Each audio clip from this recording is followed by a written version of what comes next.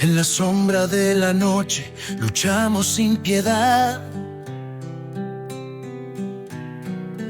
Gritan las almas calladas buscando su verdad. Una patria dividida clama su libertad. Bajo el fuego y las balas renace la ciudad.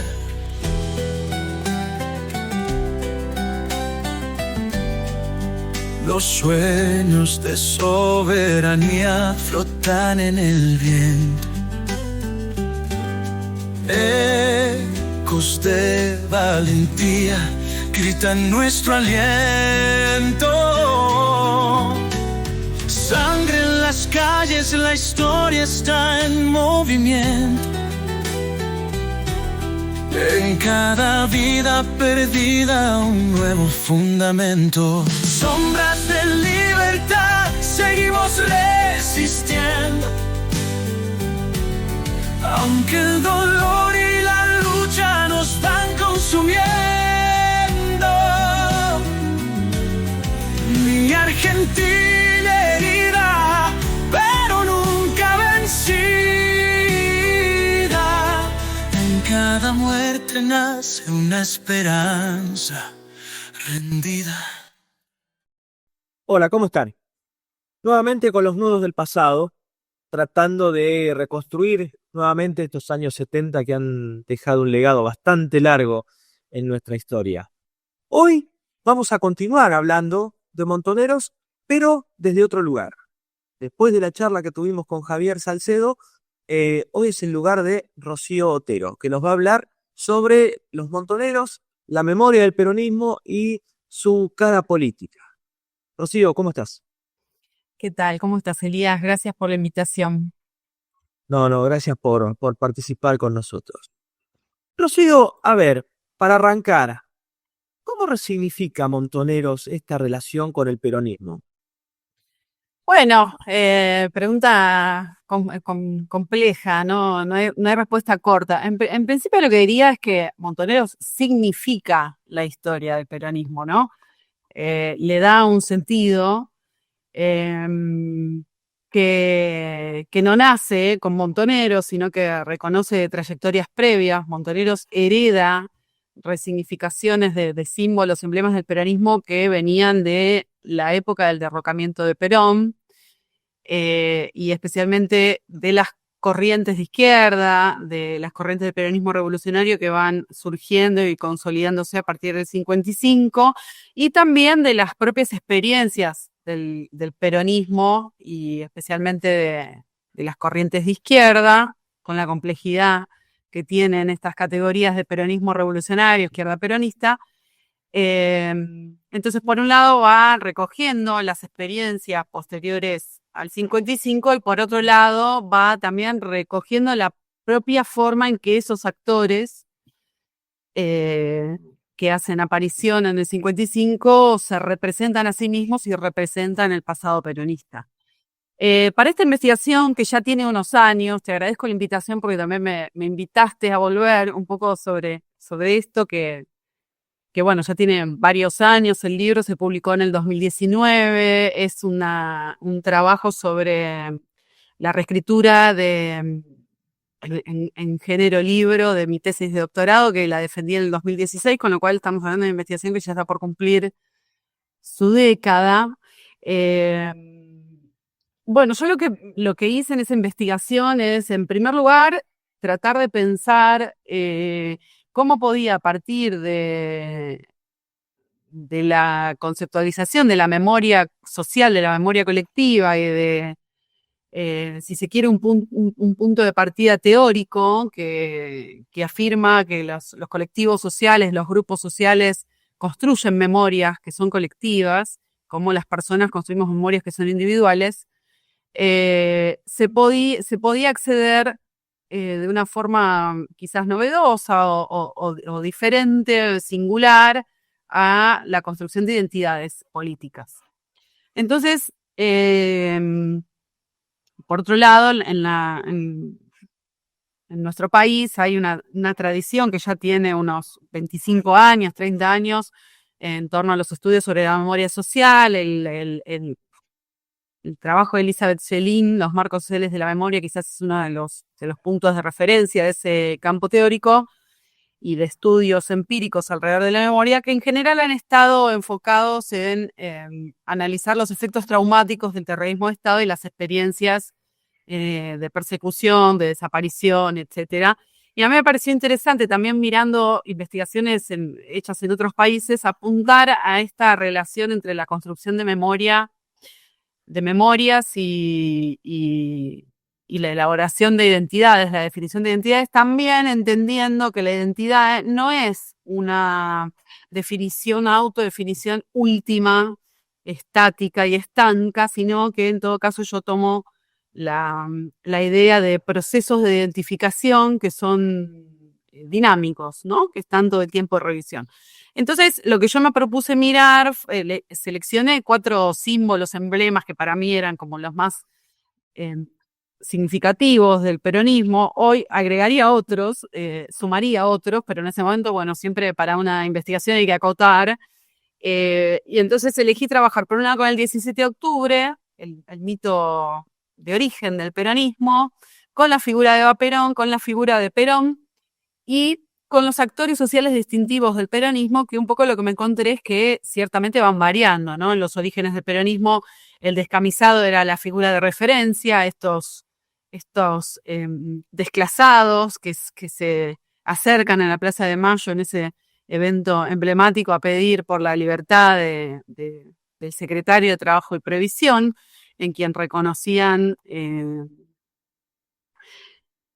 la autoría o la responsabilidad de una cantidad de derechos que hasta ese momento no habían tenido. Después, a medida que el primer peronismo, los gobiernos de Perón empiezan a consolidar su intervención en el mundo social, en el mundo laboral, la figura, el actor característico pasa a ser el trabajador, ¿no? El trabajador que es sujeto de esas políticas que el Estado peronista viene a direccionar en su favor, ¿no? Y después en el 55, con el recomendamiento de Perón, lo que yo encontré es que, de algún modo, justamente lo que pasa en términos de actores políticos característicos del peronismo es que aparecen cosas nuevas, diferentes, que se vinculan con la emergencia de lo que se llama resistencia peronista, con toda también la complejidad de esa familia histórica, la llamada resistencia peronista. Y bueno, tanto los jóvenes, la activación juvenil, que no habían tenido una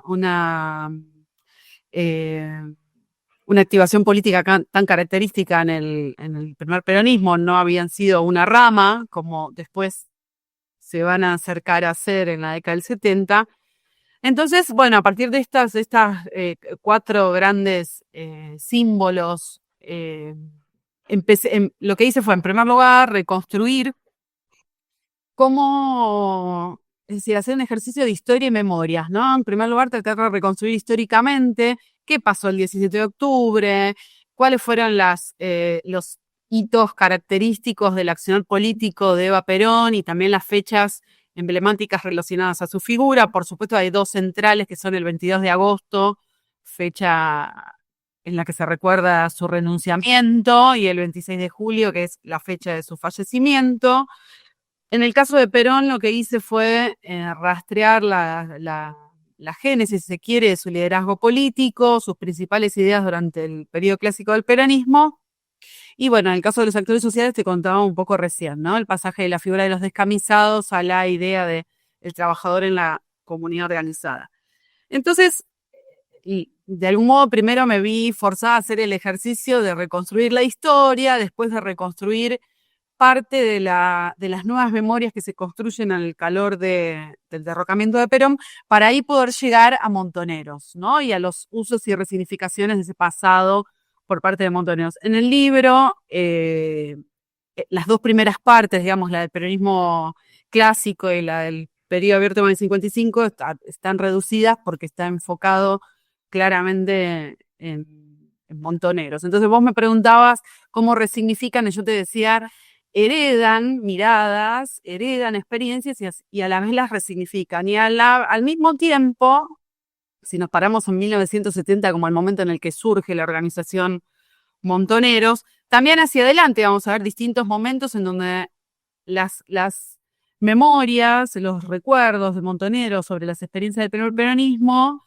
sufren ciertas variaciones, sufren ciertas resignificaciones. Hay un periodo caliente en las memorias sobre el peronismo, que es el periodo, el contexto del regreso de Perón al país y el tercer gobierno peronista.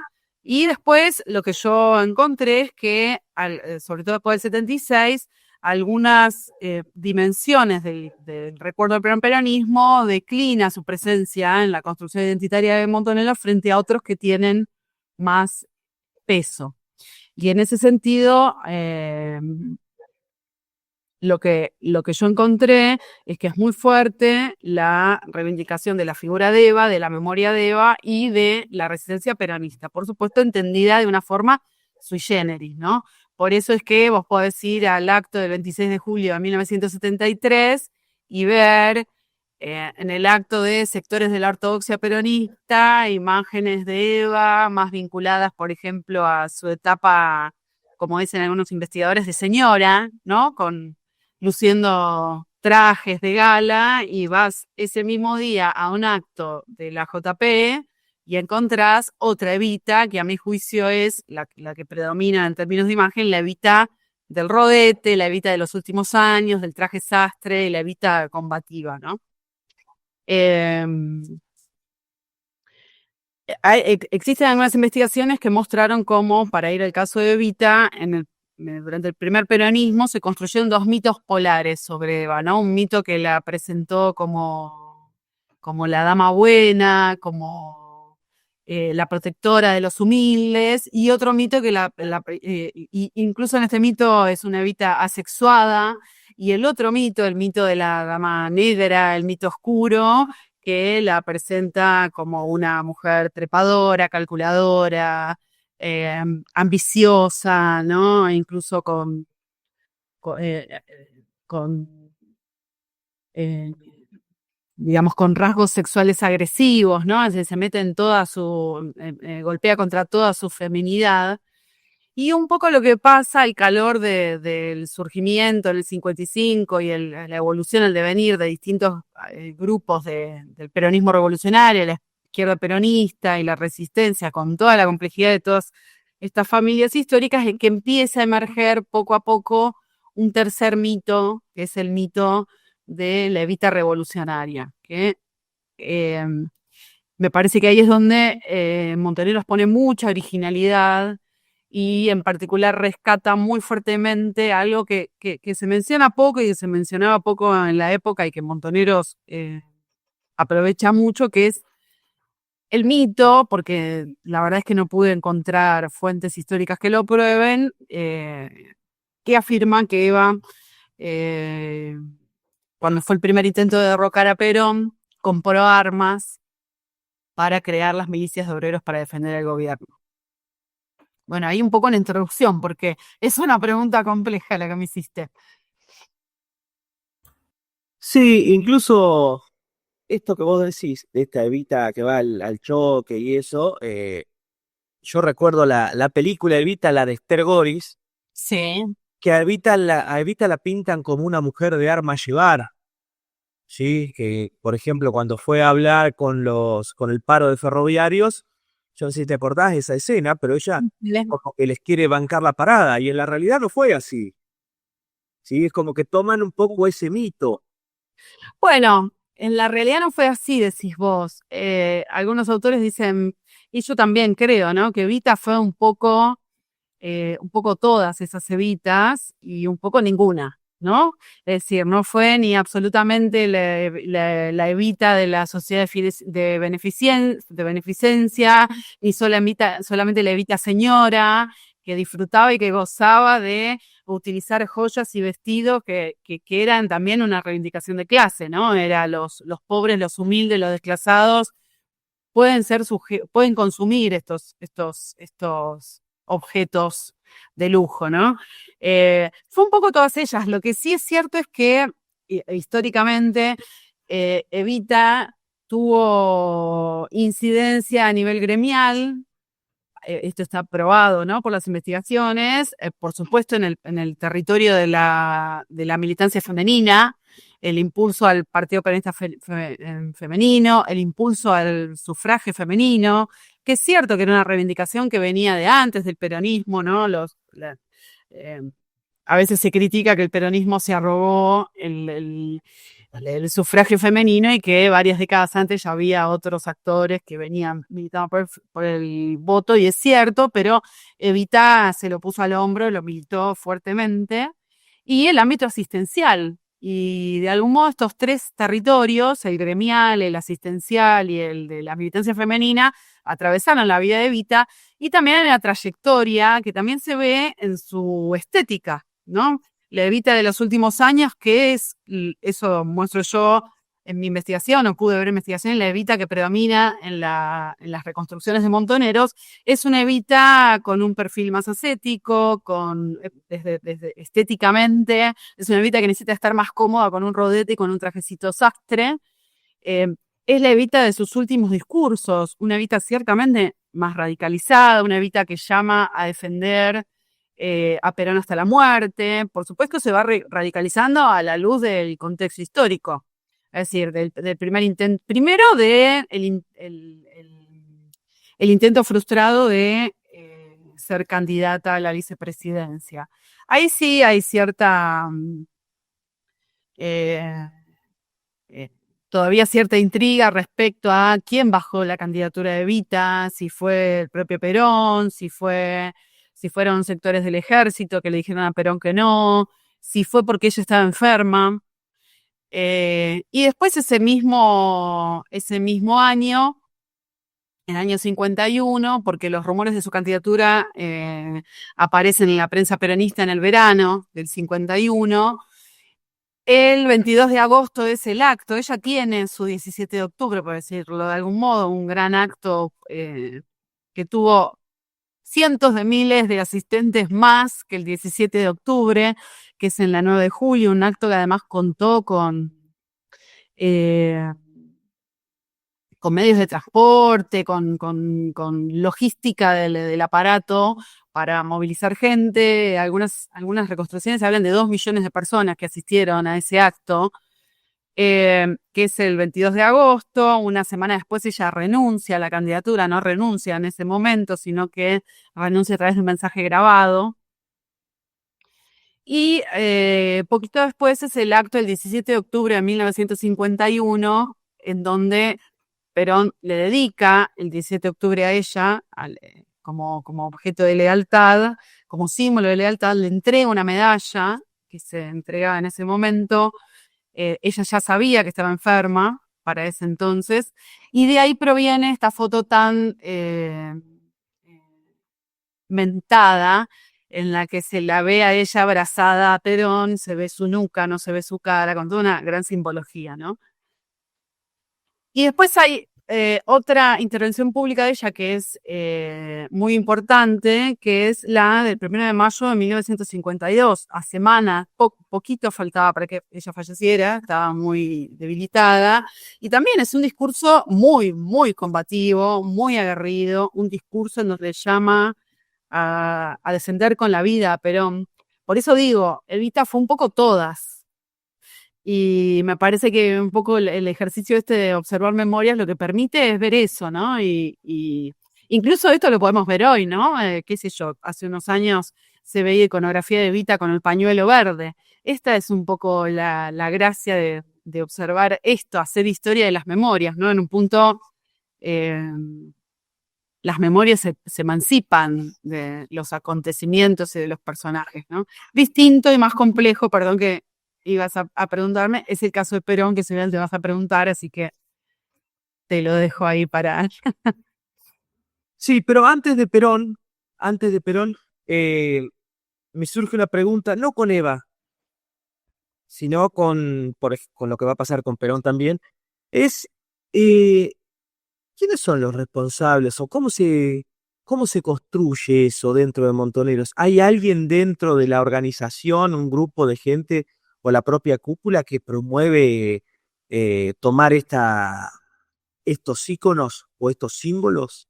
Bueno, es una pregunta un poco con una respuesta imposible, porque es un poco todo eso, ¿no? Cuando uno observa fenómenos colectivos, hechos sociales, decimos los sociólogos, es difícil pensar el punto en que fue construido por una persona o fue, a ver, y es interesante en el caso de Evita porque, por ejemplo, haciendo entrevistas hay personas que recuerdan más vivamente a Eva en la foto que también, Beatriz Arlo hablaba de un tríptico, las dos fotos que te mencioné antes, y una más que es una foto famosa de ella que está con el pelo suelto en la quinta de San Vicente.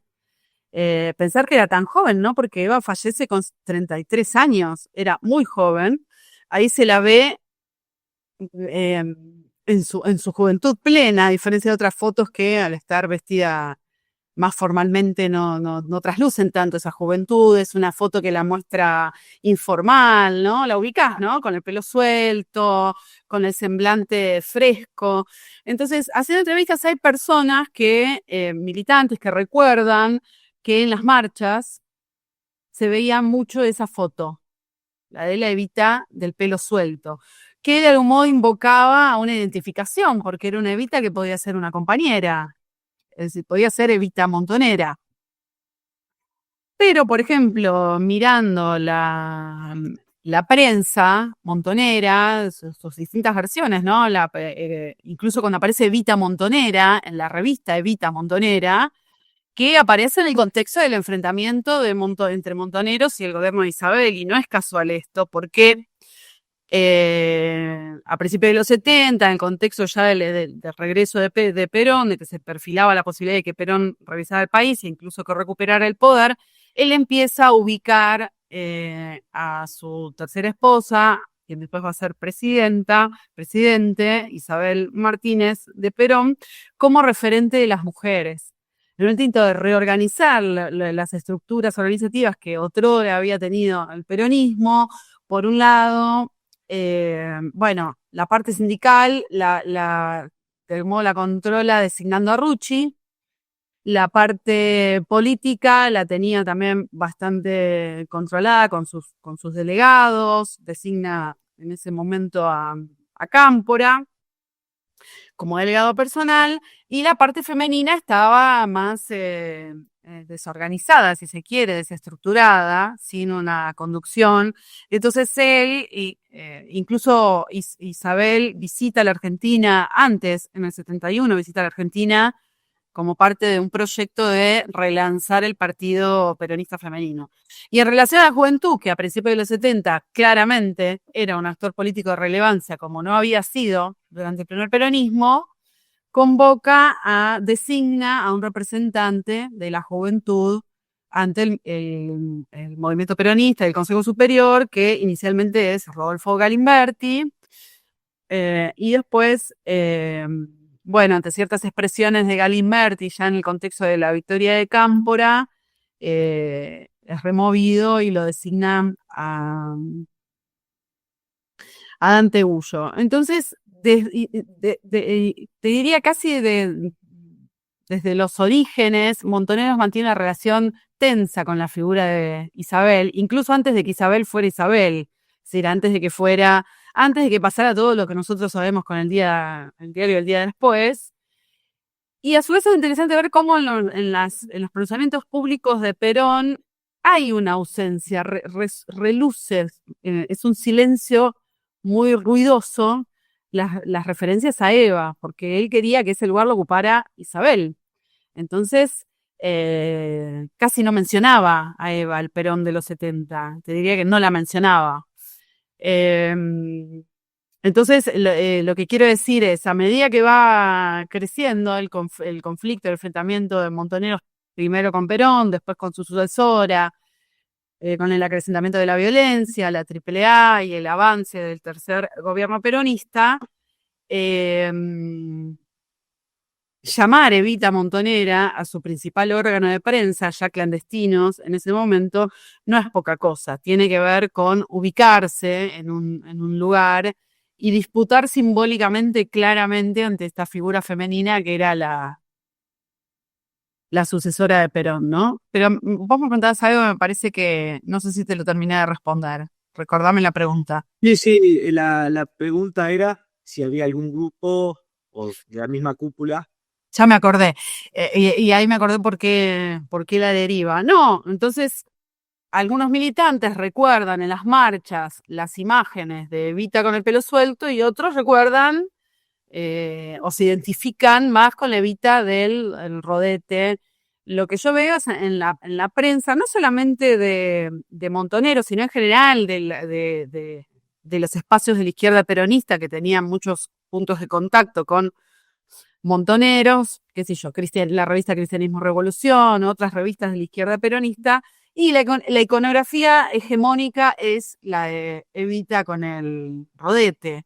En la pintura famosa de Carpani, que es una pintura que le solicita la Federación de Prensa, si no me equivoco, es la Evita con el rodete, ¿no? Entonces, bueno, ahí un poco si querés, multidimensionalidad cuando se analizan las culturas políticas. Por un lado, cómo se construyen las líneas políticas, en este caso desde las conducciones, y cómo se vive esa realidad en la militancia. A su vez, es interesante porque dependiendo del contexto, por ejemplo, en 1970, 71, especialmente en 71, y después se reflota fuertemente en el 74 y 75, aparece sí un personaje con nombre y apellido que yo creo que tiene un rol decisivo en reflotar la Evita de las milicias, que es Dardo Cabo. Hay varias notas que él da en ese momento a una revista del espacio de la izquierda peronista, en donde él cuenta, aparte apelando a un testimonio de primera mano, que era el de su padre, Armando, que había sido un dirigente sindical que había sido cercano a la figura de Eva. Ambos de Tres Arroyos. Ambos de Tres Arroyos. Entonces Ardo Cabo decía, mi papá me contó, ¿no? O sea, tengo un relato. Entonces, además, lo que él contaba tenía el peso de la verdad del testimonio. Por otro lado, yo no encontré en ningún otro lugar, ni en fuentes históricas, por ejemplo, revisé, qué sé yo, 8, 10 biografías sobre Evita, y en ninguna biografía encuentro ningún dato certero sobre el proyecto de crear milicias, ¿no? Ningún dato certero. Después también ahí sí hay investigación que ha podido avanzar en probar que, por un lado, el día de los bombardeos a la Plaza de Mayo, hay un intento de dar armas a algunos dirigentes sindicales y militantes del mundo sindical que pedían las armas para salir a defender al gobierno. Pensemos el 16 de junio, ¿no? O sea, masacre, terror, violencia desatada en ese contexto. Bueno, defendámonos. Y después también el 16 de septiembre, el día del golpe de Perón, hay algunos relatos que cuentan que incluso hicieron algunas barricadas en algunos ingresos a la capital federal, en donde se esperaba que fueran entregadas armas, y algunos relatos dicen que se entregaron algunas armas en ese contexto, ¿no? Pero bueno, digo, en el 71 aparece esta entrevista larga en donde Dardo Cabo da detalles, ¿no? Incluso cuenta que Eva visitó algunos cuarteles y dio arengas frente a suboficiales, explicándoles que, bueno, que había que defender el gobierno, que la cosa estaba muy difícil, que se venía otro golpe y que ellos querían armar milicias, es decir, obreros, trabajadores armados para defender al gobierno, ¿no? Pensemos además en el contexto de la lucha antifascista, ¿no? La idea de las milicias resuena mucho en ese contexto histórico, ¿no? Qué sé yo, la Guerra Civil Española. De hecho, hay un exiliado de la Guerra Civil Española, Abraham Guillén, que articula con John William Cook y incluso también creo que ya se ha probado o o hay cierta evidencia que indica que intentaron llevar adelante juntos ese proyecto. Y después esa entrevista se retoma en distintos escenarios. Bueno, Dardo Cabo va a ser el editorialista del Descamisado, ¿no? Entonces, bueno, me parece que es un poco las dos cosas. Ahora, si nosotros vamos al plano del recuerdo y los militantes, algunos recuerdan Evita con pelo suelto, otra Evita con rodete. Ahora, si mirás, por ejemplo, Evita Montonera en todas las revistas a lo largo de todos sus números, la Evita que se ve es la Evita del rodete y el traje sastre, muy enojada, con los brazos en alto, gritando. Esa Evita que iba al paro de ferroviarios y les decía cómo ustedes, la que también representa Esther Goris, ¿no? Que mencionabas vos. Ahora sí, vamos a Perón. Al Perón, a la figura, la relación con la figura de Perón, que, digamos, incluye al Perón que fue presidente, el Perón exiliado, al Perón que vuelve. ¿Cuál es la relación? Bueno, esto es muy complejo porque hay dos momentos, una relación con Perón vivo, otra relación con Perón muerto, pero además la relación con Perón vivo es la relación con un mito viviente, porque Perón está exiliado. Yo he pensado un poco revisando, me resonaba esta escena de la semana pasada en la Plaza de Mayo, el discurso de Cristina Kirchner, ¿no? Desde su prisión en su domicilio, esta escena digamos, la líder hablando a sus seguidores, pero no de cuerpo presente, ¿no? Cuánto de estas circunstancias que tienen que ver con la proscripción, con el impedimento físico o material del encuentro entre el líder y sus seguidores, fomentan realidades inéditas, realidades novedosas. Esto es lo que ocurre a partir del derrocamiento de Perón, con la complejidad de que no existían ni los WhatsApp ni las redes sociales, sino que Perón llegaba a sus seguidores, bueno, a través de cartas, a través de sus propios libros. Él escribió muchos libros desde el 55 hasta que regresa al país. Y también a través de comunicaciones grabadas, cintas de cassette, discos de pasta. E incluso circuló algún que otro cassette que era falso, que se arrogaba ser de Perón y no era así. Se plantea que el exilio de Perón tiene dos grandes momentos, ¿no? Un primer momento, hasta mediados de los 60, que bueno, esto de los momentos también, yo me encuentro, no solamente yo, muchos colegas, nos encontramos revisando un poco, como se dice, la historia contrapelo, porque hay momentos en donde se reproducen claves de lectura, hay acuerdos historiográficos y momentos en donde se revisan esos acuerdos, ¿no? Pero digo, hay un consenso historiográfico que plantea que hasta mediados de los 60, podemos hablar de la primera etapa del exilio de Perón, es el Perón de las fuerzas del derecho de las bestias, los vendepatria, es el Perón que desde el exilio llama a la resistencia, es el Perón de la correspondencia Perón-Cook. Y un segundo Perón, que es de mediados de la década del 60, que es el Perón que empieza a dar referencias que coquetean de algún modo con el socialismo. Y digo coquetean a propósito porque si podemos caracterizar, o por lo menos yo modestamente, caracterizar la relación entre Perón, hay quienes dicen, bueno, Perón los usó a los montoneros, ¿no? Es decir, una estrategia de regreso al poder, la juventud radicalizada, la juventud que ya había decidido tomar las armas y que había tomado el camino de la acción directa, servía de alguna forma para desgastar a la dictadura, ¿no? Es decir, como un factor de desgaste en una estrategia más amplia de regresar al poder. Desde esa hipótesis se explicaría que en cuanto Perón recupera el poder, empiece a cada vez más públicamente a cuestionar a los montoneros. Hay otra corriente que plantea, o hay otras interpretaciones que plantean que al revés, que fueron los montoneros los que lo usaron a Perón, que quisieron deformar sus planteos. Yo lo que creo es que ese vínculo se define mejor como un diálogo de sordos.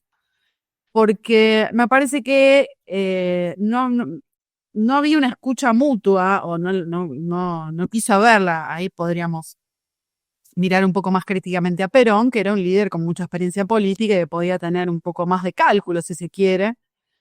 Eh, Hay 2 o 3 ideas tres creo que son fundamentales en este segunda fase del exilio de Perón, que es el Perón con el que se encuentra la juventud izquierda, que es el Perón que habla del trasvasamiento generacional, que habla de la guerra integral y que habla del socialismo nacional, ¿no? Ahora, también algunas de estas expresiones fueron tomadas por grupos de la ortodoxia peronista, interpretadas de otra forma. Esto lo muestran algunas investigaciones, por ejemplo, el trabajo de Humberto Puccetti, que cuenta cómo, bueno, para la ortodoxia ser revolucionario era una cosa y para los sectores de la izquierda ser revolucionario era otra cosa, ¿no? Entonces, estas ideas del trasvasamiento generacional o del socialismo nacional. Y aparte pensemos que cuando Perón hablaba de socialismo nacional, estaba hablando de un momento en donde claramente por un lado la referencia al socialismo, por lo menos en estas tierras, nos remitía a la Revolución Cubana, pero por otro lado quizás era menos consciente para quienes estaban acá en el país, pero no era desconocido por Perón. Estábamos hablando de los movimientos de liberación nacional, estábamos hablando incluso de la lucha palestina, estábamos hablando de distintas experiencias que hablaban de movimientos de liberación nacional, de raigambre revolucionaria, pero de procesos revolucionarios que incluían la violencia, pero que tenían que ver con liberarse del yugo de los imperios, liberarse del yugo de dictaduras, ¿no? Incluso esa faceta se la podía encontrar en los primeros momentos de la Revolución Cubana, que es ante todo una reacción a una dictadura, ¿no? Entonces, si vos observás la correspondencia entre Montoneros y Perón del año 70, después de que Montoneros secuestra, enjuicia y asesina a Aramburu, ahí hay una ambigüedad que sí, Perón sostiene y Montoneros quiere saber más claramente a qué se refieren con socialismo nacional. También están las entrevistas que son famosas, que les hace el grupo Cine Liberación, en Puerta de Hierro todavía Perón, tienen como fruto 2 películas muy largas, Actualización Doctrinaria y La Revolución Peronista, y también los entrevistadores insistían en a qué se refería un socialismo nacional y Perón decía, bueno, socialismo nacional.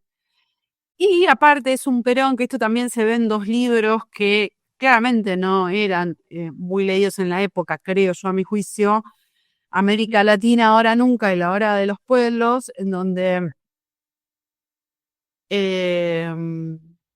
Perón estaba preocupado y era propio también, me parece, de su forma de entender la organización social. Estaba avisorando, él creía que había un agotamiento del capitalismo, que por cierto no se equivocó en ese diagnóstico de un desgaste del capitalismo fordista, si querés, del capitalismo interventor en sus distintas facetas, y que se venía necesariamente una vuelta a formas comunitarias de sociedad. Algo que también había resonado en su mirada de la tercera posición de los años 40. Incluso en algunos de esos textos habla de la necesidad de que se creen mercados comunes, lo que después me parece va a ser en nuestro caso el Mercosur, ¿no? Entonces, bueno, vos me preguntabas cómo es la relación con Perón. Tenemos por un lado un diálogo extraño, un diálogo trunco entre los jóvenes de la izquierda peronista y de Montoneros especialmente, un diálogo, digo, concreto, a través de intercambios epistolares, y un diálogo más cultural, si querés, a partir de cómo Montoneros interpretaba expresiones, cosas que decía Perón por allí. Después hay algo que pasa que yo en el libro hablo del sendero de la desidealización, y es que el 20 de junio de 1973 Perón regresa definitivamente a la Argentina. Hasta ese momento venía todo más o menos, me parece, en orden. Había habido un primer regreso de Perón el año anterior, poco después de la masacre de Trelew. Estuvo alrededor de un mes en la Argentina, recibió nucleamientos juveniles. En ese momento Montonero ya había hegemonizado a la JP, que no la crean los montoneros, pero logran hegemonizarla a los montoneros, pero todavía no era desembosada y abierta el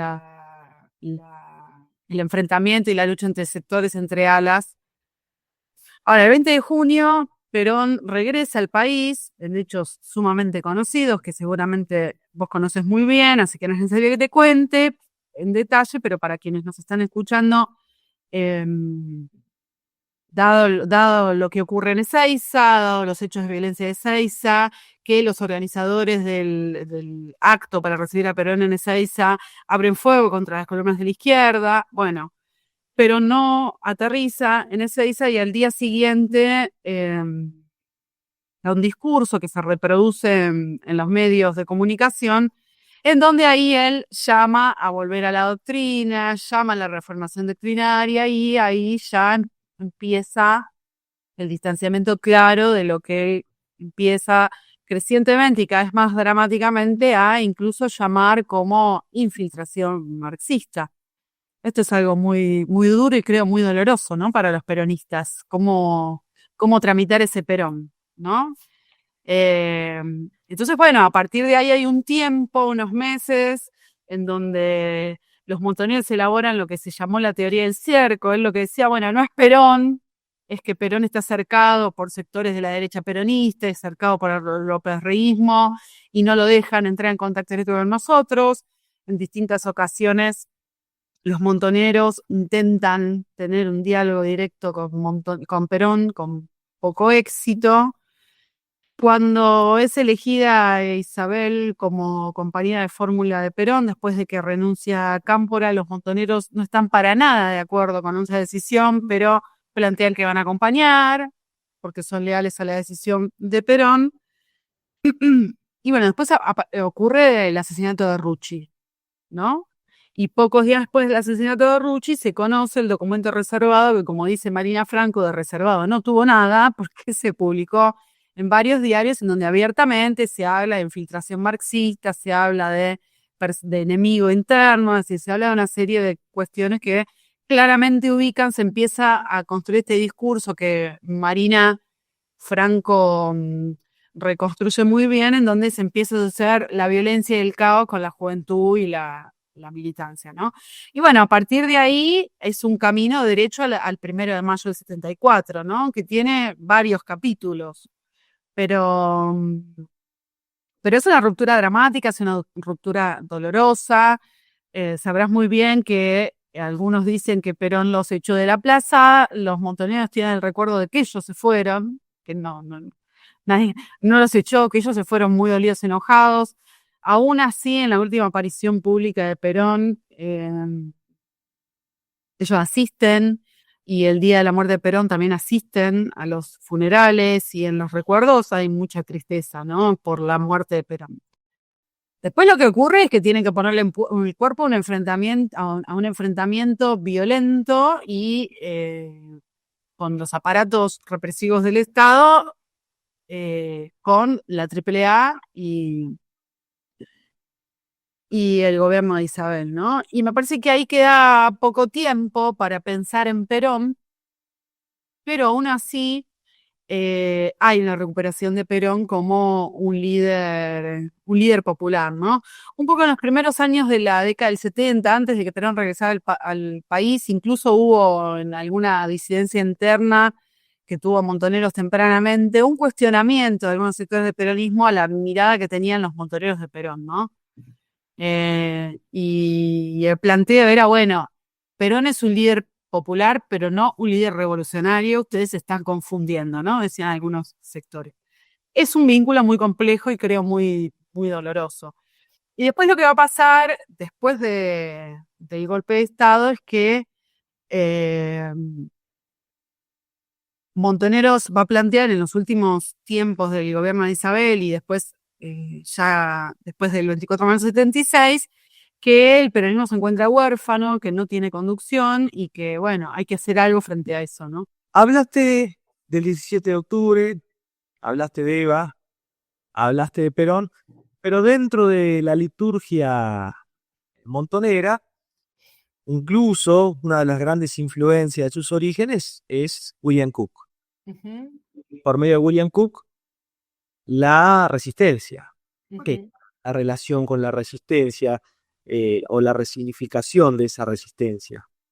Bueno, también es un elemento, como en el caso de Eva, constante, frente a una relación más compleja y más inestable con la figura de Perón, y también con el mito de origen del peronismo, porque si bien Montoneros reivindica, que esto no te lo dije, pero reivindica el 17 de octubre como un momento en el proceso de liberación de los pueblos, lo ubican en una secuencia histórica, 1810, Irigoyen, el 17 de octubre, ¿no? Hay momentos en donde incluso festejan, especialmente el 17 de octubre del 73, festejan fuertemente el Día de la Lealtad, pero porque es una forma de poner en escena y de escenificar también las diferencias ya cada vez más claras y crudas con el peronismo oficialista, pero después decae de algún modo el interés por reivindicar el 17 de octubre, porque por otra parte Montoneros ya tiene un mito de origen propio, porque hay una fecha que a Montoneros le resuena mucho más, que es el 55, justamente, y esto se relaciona con tu pregunta. Entonces, yo lo que creo es que de algún modo lo que esta organización, y está buena tu pregunta, ¿no? ¿A qué nos referimos cuando decimos montoneros, ¿no? Bueno, claramente, si nosotros miramos la prensa, estamos mirando la línea política, estamos mirando la mirada de sus conducciones, sus intelectuales, sus ideólogos. Plantean que las tendencias reaccionarias habían estado siempre al interior del peronismo y que en la época del primer peronismo Eva había sido el freno hasta su muerte, ¿no? Entonces ahí hay un primer punto en una genealogía histórica que construye Montoneros, que afirma que el peronismo tiene una faceta revolucionaria, la tuvo desde sus orígenes, esa faceta se ve interrumpida por la muerte de Eva, que tan revolucionario había sido que había propuesto incluso armar a los obreros para defender al gobierno de Perón, y esa línea revolucionaria se retoma o se reactiva en el 55 a partir de la violencia antiperonista y el surgimiento de distintos grupos de la resistencia. Ahí también hay toda una complejidad, así como es muy complejo hablar de izquierda peronista, de derecha peronista, también es complejo hablar de resistencia peronista, porque son categorías que hay que desmenuzar muy bien la dimensión nativa, es decir, cómo fue usada por los actores en la época, con la designación historiográfica, la conceptualización histórica, ¿no? Entonces, para los montoneros ellos eran parte de la resistencia, que se terminó el 73 cuando se logró el regreso de Perón, ¿no? Y sin embargo, bueno, otros autores plantean, bueno, no todos los 18 años de exilio fueron resistencia, ¿de qué hablamos cuando hablamos de resistencia, no? Entonces, yo lo que veo es que Montoneros recupera algunos hitos de lo que nosotros entendemos por resistencia, ¿no? Por un lado, como vos decías, algunas figuras, algunos actores, como claramente la figura de John William Cook. Por otro lado, algunos hechos en donde también aparecen actores del sindicalismo combativo. Me refiero a la toma del Friedrich Alessandro de la Torre. Me refiero a las jornadas de lucha del 62, 61, 62, 63. Y después, por otro lado, a la experiencia de los uturuncos, ¿no?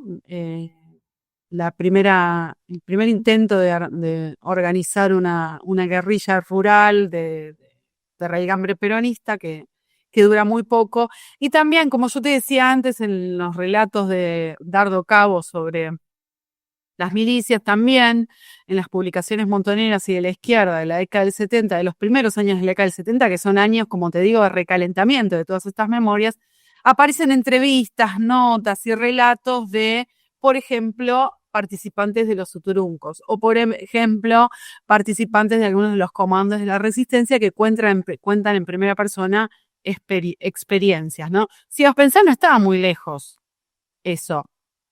El 55, el 59, el 70 era apenas una década, aunque el promedio de los militantes de Montoneros eran muy chiquitos, el de 55, el 59, el 60, efectivamente les llegaba de forma oral esa experiencia, salvo algunos casos en donde era directamente, como estábamos hablando, vínculos directos intrafamiliares, como estábamos hablando en el caso de la familia Cau, ¿no?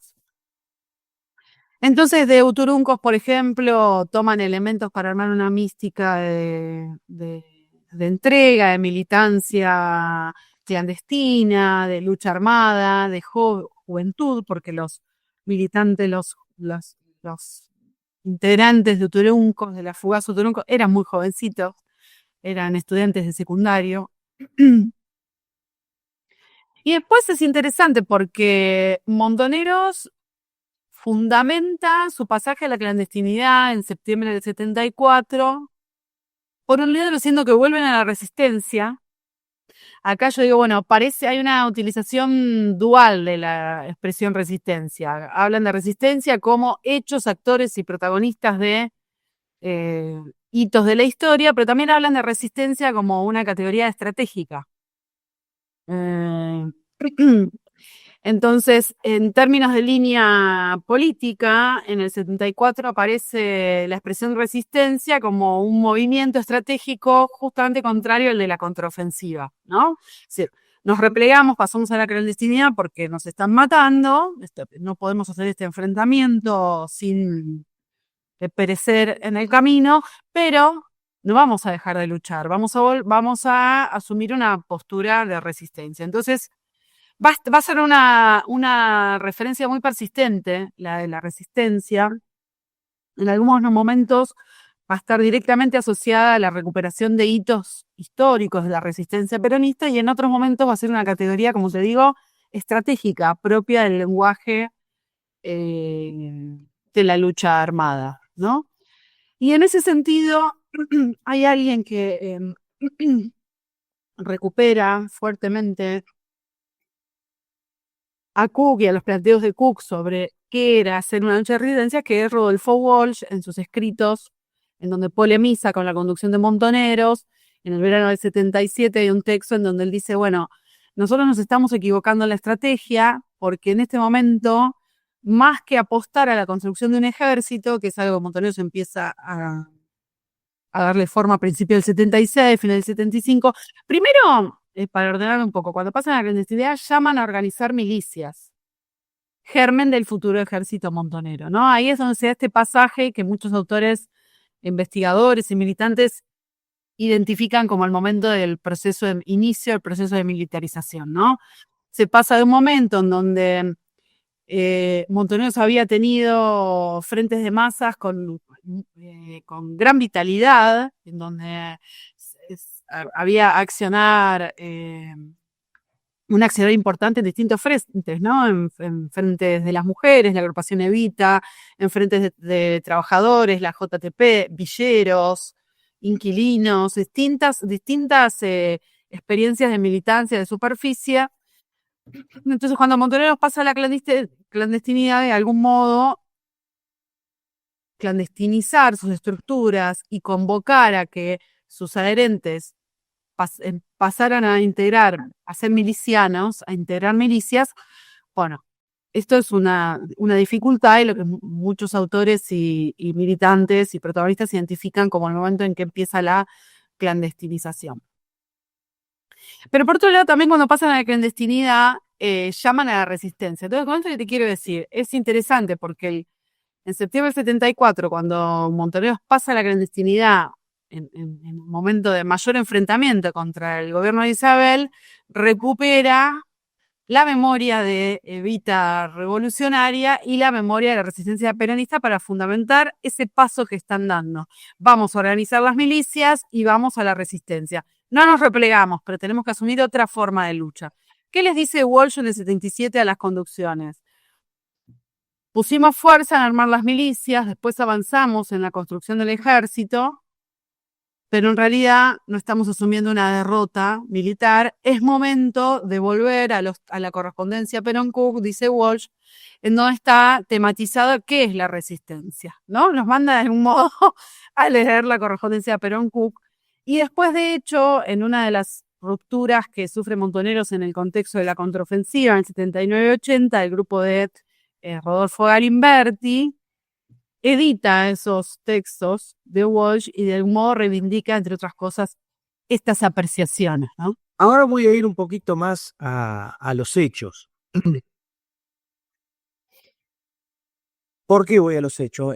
Hablando con Javier Salcedo, hablando sobre esta cuestión de la militarización, que él dice, nacen militarizados ellos, o con una organización. Pero ellos también tuvieron en un momento organización política, de hecho ellos participan de las elecciones del 75. ¿Cómo se da esta cara política de Montoneros? Bueno, esto es para mí muy importante esta pregunta, y me parece que en los últimos años algunos y algunas investigadoras, entre las que me incluyo, pero por ejemplo también Daniela Slipak, que la entrevistaste en este ciclo, y otros autores, un poco venimos mirando críticamente esta idea de la militarización, ¿no? Por un lado, por esto, Montoneros surge como una organización armada. Entonces, ¿qué sería ese proceso de militarización? Lo que yo creo es que la historia montonera en algún momento cambia de signo. Pasa de ser primero, bueno, Montoneros surge como un conjunto de comandos, después toma la forma de una organización político-militar, después tiene un momento que es el auge de inserción de superficie, la política de masas, que es cuando logra hegemonizar la JP, y después, lo que hablábamos antes, ¿no? Cuando regresa Perón empieza un proceso ahí en donde justamente Montoneros se resiste a desarmarse. Montoneros nunca quiso desarmarse. Es justamente la alusión a que ahora que habían recuperado el gobierno, iban a armar las milicias, es lo que le vale a Galimberti que Perón lo destituya de su lugar como referente de la JP ante el Consejo Superior en abril del 73. Galimberti dice, bueno, ahora que ganamos el gobierno, vamos a armar las milicias. Bueno, Perón invitaba a los jóvenes a que siguieran el trabajo de Evita, pero la Evita de la asistencia social, no la Evita de las milicias. Expresamente, ¿no? Decía, hay que hacer asistencia social, recuperar esa experiencia.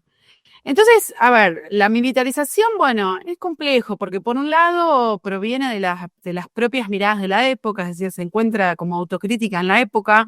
Por otro lado, es muy fuerte en el exilio, sobre todo en el exilio mexicano, a fines de los 70, como clave para pensar la derrota, lo que ya en el círculo exilio porque se habían alejado de las experiencias armadas, que se estaba pensando como una derrota. La idea de la militarización no es privativa de Montoneros, también está esa lectura en el caso de Lerth. Y de algún modo lo que yo creo, así ya pasando a mi percepción, es que hay un sentido histórico consagrado sobre Montoneros, una especie de filosofía de la historia, ¿no? Una lógica histórica, en donde se plantea que, bueno, hay un momento en donde Montoneros logra tener una llegada masiva y política y activar en distintos frentes de superficie, y que alejarse de esa realidad es el gran efecto de un proceso de militarización, haber precisado las armas. Bueno, yo lo que creo es que de algún modo, fuertemente en la mirada de los protagonistas, pero además de muchos analistas, el contexto de fines del 72 y el 73 es el contexto de Lucha y Vuelve y del gobierno de Cámpora, que si lo mirás en la larga duración es muy cortito, queda de algún modo como parámetro de lo que Montoneros fue, ¿no? Entonces, si vos pensás que Montoneros, bueno, ya los primeros comandos vienen del 68, 69, surge en el 70 y, a mi juicio, porque esto también es parte de las lecturas consagradas, ¿no? Se disuelve como tal en diciembre del 83. Estamos hablando de 13 años contra 1 año y medio, dos y medio de activación de superficie. Entonces, nada de lo demás se podría explicar. Por otro lado, desde el pasaje a la clandestinidad, cuando en el 74 las conducciones establecen la línea política, establecen tres objetivos fundamentales. El aspecto, la dimensión armada, el aspecto reivindicativo y el aspecto político. Y ninguno, a mi modesto modo de ver, tiene más peso que el otro. Entonces dicen, bueno, por un lado tenemos que armar las milicias, acumular fuerza militar para dar esta batalla. Por otro lado tenemos que seguir incidiendo en las reivindicaciones de masas y especialmente de los trabajadores. Y por otro lado tenemos que poder armar un partido político que dispute elecciones. Entonces, en el 75 auspician y son parte del lanzamiento del Partido Auténtico, que es un partido que, como bien vos decías, con la excusa de las elecciones en Misiones, que se ven forzadas por la muerte del gobernador y el vicegobernador en un accidente aéreo, hay que llamar elecciones, en un contexto en donde ya el gobierno de Isabel estaba en su tramo final, cada vez más debilitado, ya incluso estaba el primer decreto de aniquilamiento. Las elecciones, si me acuerdo bien, son en marzo del 75. Entonces, en el contexto, con la excusa de que había que renovar las autoridades del gobierno de Misiones, se impulsa el Partido Auténtico, que se organiza alrededor de algunas figuras históricas de la resistencia peronista, del sindicalismo combativo y de los gobernadores que habían sido destituidos en el 74, que son varios, cuando empieza a avanzar la derecha peronista. Y también se intenta armar, porque tiene poco vuelo, el movimiento peronista auténtico. Pero bueno, es cierto, al mismo tiempo, en el 75, por ejemplo, en octubre del 75, Montoneros da el golpe en Formosa, que es sumamente criticado y visto con mucho dolor por la opinión pública, pero también por sus propios, por la gente que estaba tratando de organizar el Partido Auténtico. A ver, era contradictorio. Me gusta mucho una expresión de Alejandro Horowitz, que dice: para los auténticos, sostener el vínculo con Montoneros y pretender ser un partido político era una práctica esquizofrénica, no podían las dos cosas. Por eso también, de algún modo, los últimos meses y hasta el golpe de Estado, el debate interno del peronismo, los montoneros quedan directamente excluidos y se efectiviza entre los verticalistas a Isabel y los que planteaban mayor democracia interna. Y los auténticos, que les habían negado por un fallo judicial utilizar la palabra peronismo, bueno, se disuelve como experiencia. En el 76, Montoneros impulsa, por un lado, el ejército montonero, por el otro lado, la creación de un partido propio, el Partido Montonero, y por otro lado, un movimiento, el movimiento peronista montonero, nuevamente apostando a esta triple dimensión de lucha, a lo que se consideraba, como te digo, desde el 74, lo que se consideraba que era una guerra integral. ¿Qué quiere decir una guerra integral? Militar, política, reivindicativa, propagandística, en todos los frentes. Entonces, ¿qué plantean en el 76? Bueno, el peronismo está agotado, el gobierno de Isabel y la deriva del gobierno de Isabel es la mejor muestra de que no lo tenemos a Perón, no tenemos su conducción, lo que hizo esta gente con el peronismo es un desastre, la gestión económica del gobierno es un desastre, también está muy desatendida la mirada que tenían y que elaboraban ciertamente muy profunda de las medidas económicas del gobierno de Isabel. Entonces, bueno, hay que fundar un partido, porque hay que tener una dimensión partidaria, por esto digo, lo político nunca estuvo ausente, y también hay que fundar un espacio de reivindicación de masas que va a ser el movimiento montonero. Ellos plantean, seguramente con mucha ingenuidad, que ellos eran los legítimos herederos del peronismo, que los otros habían demostrado que eran nefastos y que eran incapaces de gestionar un gobierno, pero también que habían ejercido violencia y persecución política. Y entonces plantean que ahora va a haber una nueva identidad, el montonerismo, ¿no? Esto tiene debilidades y lo cierto es que, y también, perdón, impulsan para agosto, creo que es del 76, la CGT en la resistencia, la CGT-R, que fue acusada de querer represar a la CGT. Bueno, después, qué sé yo, por ejemplo, Roberto Perdía en sus libros de autobiografía explica que no era la intención, pero sí lo que buscaban es que existieran estructuras de referencia para el momento en el que inevitablemente las luchas de los trabajadores necesitaran una referencia. A principios del 77, y esto es lo que mi línea de investigación actual, Montoneros revisa esas lecturas. Sería complejo y difícil agotar el proceso por el cual se llega a la revisión de esas lecturas. Yo creo, entre otras cosas, porque escucharon a Walsh. Hay quienes dicen que no escucharon a Walsh. Yo creo, me permito afirmar que escucharon mucho a Walsh, quizás demasiado mecánicamente, tal vez. Y estaba previsto que se iba a presentar el Consejo Superior del Movimiento Montonero, emulando las estructuras organizativas del movimiento peronista, en abril de 77, y para la fecha en la que estaba prevista presentar el movimiento montonero, se presenta el movimiento peronista montonero, y se vuelve de algún modo a aquellos acuerdos que habían dado forma al partido auténtico con algunos dirigentes del peronismo que estaban enfrentados a la ortodoxia peronista. Algunas fuentes indican que esa revisión del movimiento montonero, el movimiento peronista montonero, es apenas 3 días antes de que se presenta públicamente en Roma el movimiento peronista montonero. Y bueno, ahí se empieza a dar forma, y con esto vengo laburando, investigando en los últimos meses. Al movimiento peronista montonero, como te digo, se disuelve en diciembre del 83 después de la asunción de Alfonsín. Es decir, también trasciende la lucha armada, que se da por finalizada en el contexto de la segunda oleada de la contraofensiva.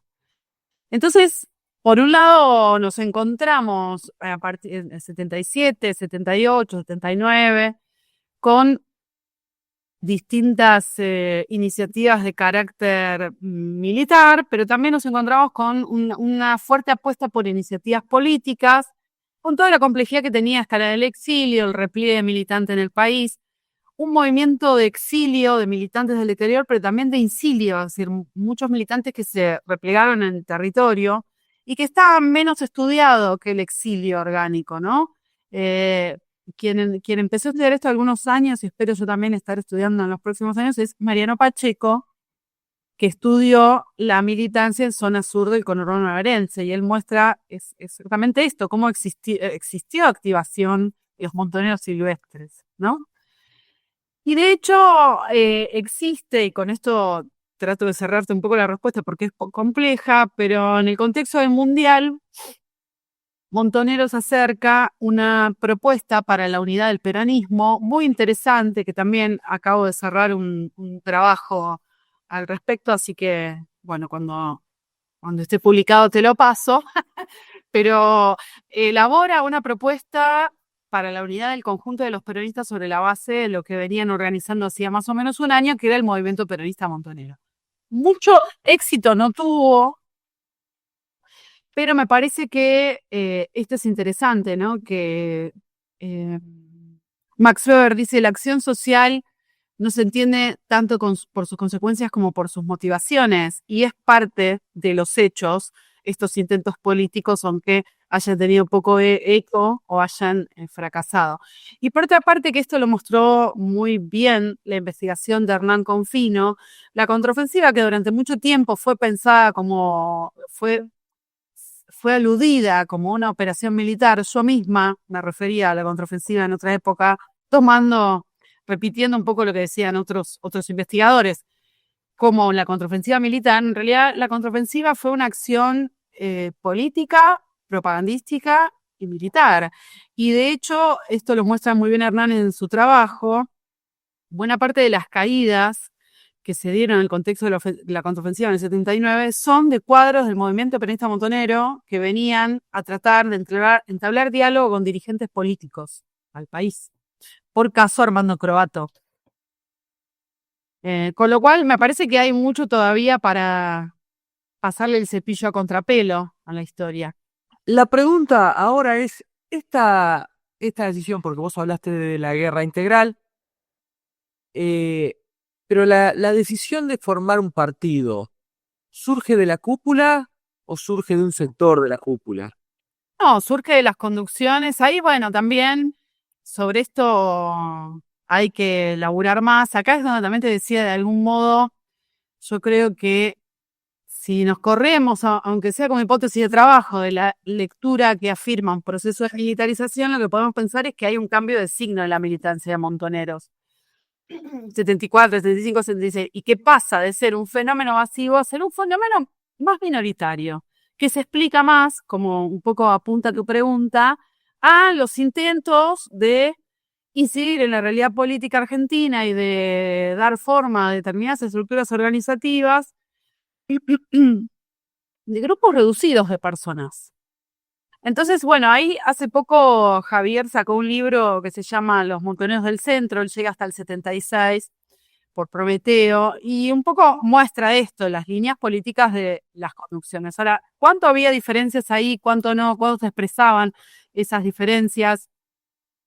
Solo lo pueden saber estos protagonistas, que quedan pocos con vida.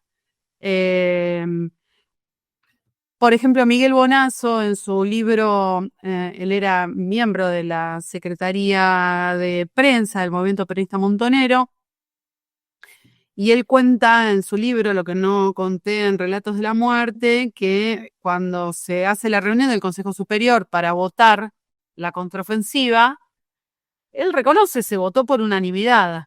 Lo que él dice es, fue una propuesta de las conducciones del oficialismo montonero, es decir, estamos hablando de Mario Firmenich, Roberto Perdía, Horacio Mendizábal mientras estuvo con vida, y algunos más. Él dice, fue una propuesta de la oficialidad montonera que se votó por unanimidad. Lo que dice Bonazo es, cuando se presentó la propuesta en esa reunión plenaria, no se dio muchos detalles de los aspectos militares que iba a tener la contraofensiva. Quizás, me parece que lo que está diciendo es, nos hubiéramos opuesto, ¿no? Y de hecho, las rupturas de los últimos años, tanto la de Galimberti como después la del grupo de Bonazo, que se llamó Montoneros 17 de octubre, también son experiencias de una cantidad reducida de personas que no renunciaban a su vocación de incidir políticamente en el país. Por ejemplo, en el caso del grupo de Galimberti, poco después de fundar su espacio, relanzan la JP, que era algo que no tenía ninguna vida, empiezan a publicar un folleto y tratan de reorganizar de algún modo como se podía, entrar en contacto. Vos pensá también que en el propio país no había actividad política partidaria. Es decir, tampoco había posibilidad de venir a hablar en una unidad básica de las propuestas políticas, ¿no? De hecho, esta propuesta para la unidad del peronismo, que es de junio del 78, está firmada por Firmenich, entendería que la escribió él, posiblemente en acuerdo con sus compañeros de conducción. Yo creo que se adelanta de algún modo a un clima de incipiente despertar político que se da a mediados del 78, a fines del 78, que después se va a traducir en las primeras declaraciones en el 79 de algunos partidos políticos, que de todos modos se concentran en criticar la política económica de Martínez de Hoz. Recién a fines de septiembre, octubre, después que viene la Comisión Interamericana de Derechos Humanos en el 79, el PJ públicamente va a sacar una declaración en donde denuncia violaciones a derechos humanos, mientras que Montoneros esto lo venía haciendo desde el programa básico del MPM. Incluía, era un programa llamado La Pacificación, no tenía elementos armados. El programa del MPM, el llamado Los 8 Puntos de Roma. Llamaba a la institución democrática, a las garantías constitucionales, bueno, a las reivindicaciones salariales, en fin, reivindicaciones sectoriales. Hay un momento que también es muy interesante en donde las distintas líneas políticas plantean que había necesidad de que se creara un proyecto nacional que incluyera a todos los sectores de la sociedad, incluyendo, por ejemplo, a familiares o deudos de integrantes de las fuerzas de seguridad que habían perdido la vida en esta guerra por un salario, es decir, a policías o conscriptos caídos en combate, es decir, entonces, después de estas rupturas del grupo de Galimberti, después del grupo de Bonazo, esos dos grupos, eso también lo muestra Daniela Slipak en su última investigación, tienen poca o nula vida estos dos grupos como tales. Es decir, son significativos en términos de una ruptura con lo que era el oficialismo montonero, pero no llegan mucho más lejos de ahí. El oficialismo montonero sigue escribiendo líneas políticas, tomando postura por el conflicto en el canal del Beagle, en la guerra de Malvinas, ofrece enviar cuadros. No sé, si nosotros dimos la vida por la Argentina, mandamos cuadros a la guerra de Malvinas. Hay una serie de acuerdos con un dirigente catamarqueño, Leónidas Sadi, en el 80-81, financian el lanzamiento de un diario, un periódico, el Diario de la Voz, que aunque esconde un poco esconde, invisibiliza el rol que habían tenido las conducciones montoneras, porque ya está después de la contraofensiva, además, y antes también eran muy mal vistas también por los dirigentes del PJ, que incluso en sus declaraciones públicas se referían a ellos como terrorismo, ¿no? También hay interesante para pensar los orígenes remotos de la teoría de los dos demonios, ¿no? Dentro del propio campo popular. Y después del 83 y de la disolución del movimiento peronista montonero, todavía Firmenich desde su prisión y Roberto Perdía van a lanzar el PR. Con lo cual, yo creo que hablamos de una historia que empieza como la historia de un grupo de personas en un contexto desde el 70 que forman comandos.